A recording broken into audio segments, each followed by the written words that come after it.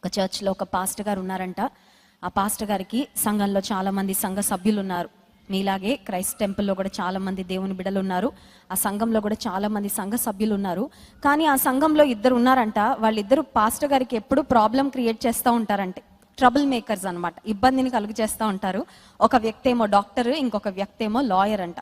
సంఘ బిడ్డలందరూ కూడా పాస్టర్ గారు ఏం చెప్పినా చక్కగా మరి విధేయతతో దేవుని సేవకుని యొక్క ఆ గాడ్లీ లీడర్షిప్కి ఒబీడియన్స్ చూపించి ముందుకు వెళ్తూ ఉంటే, ఇద్దరు వ్యక్తులు మాత్రం ఎప్పుడు ఇబ్బంది పెడుతూ ఉండేవారంట.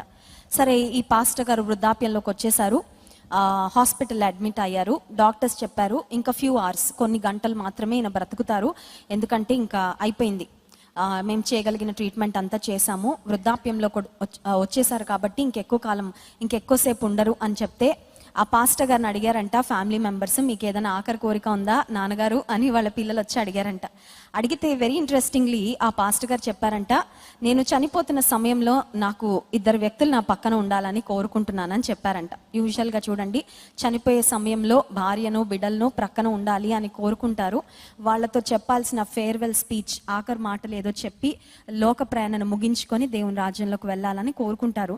కానీ పాస్టర్ గారు ఆ ఇద్దరు వ్యక్తులు ఎవరిని కోరుకున్నారంటే, ఒకటేమో డాక్టర్, ఇంకొకటేమో లాయర్ అంట. సరే, ఫ్యామిలీ మెంబర్స్కి చాలా ఆశ్చర్యం కలిగింది.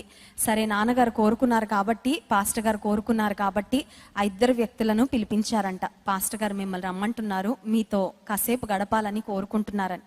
సరే, వారిద్దరు వచ్చిన తర్వాత పాస్టర్ గారు అన్నారంట, ఒక వ్యక్తిని నా కుడి వైపున పెట్టండి, ఇంకొక వ్యక్తిని నా ఎడమ వైపున పెట్టండి అన్నారంట పాస్టర్ గారు.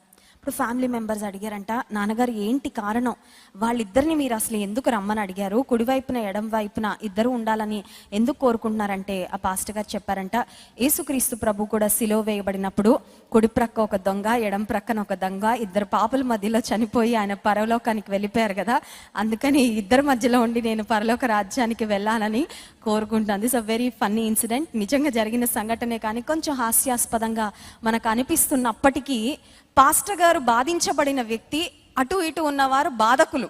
చూడండి, బోధకులు కొన్నిసార్లు బాధకుల బారిన పడిపోతూ ఉంటారు. బోధకులే కాదు, అందరికీ కూడా బాధకులు ఉంటారు కదండి. మన జీవితాల్లో కొంతమంది మనకి చెవులో జోరీగలాగా, చెప్పులో లేకపోతే కాళ్ళు ముళ్ళులా తయారయ్యి కొంతమంది మనల్ని బాధిస్తూ ఉంటారు. దేవుని బిడ్డలంగా బాధించబడితే పర్వాలేదు, కానీ బాధకులుగా మాత్రం మనం ఉండకుందుము గాక. ఆమేన్. బాధించే వారిలో మనం ఉండద్దు. ఒకవేళ బాధించబడితే పర్వాలేదు, ఎందుకో తెలుసా, బాధించబడే వారి పక్షంగా దేవుడు ఉంటాడంటండి. హల్లెలూయా.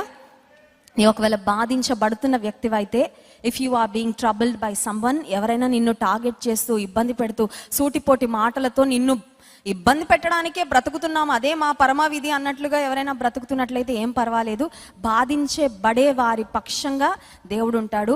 బాధింపబడు వారికి అందరికీ ఆయన న్యాయము తీర్చుననే మాట కూడా వాక్యంలో మన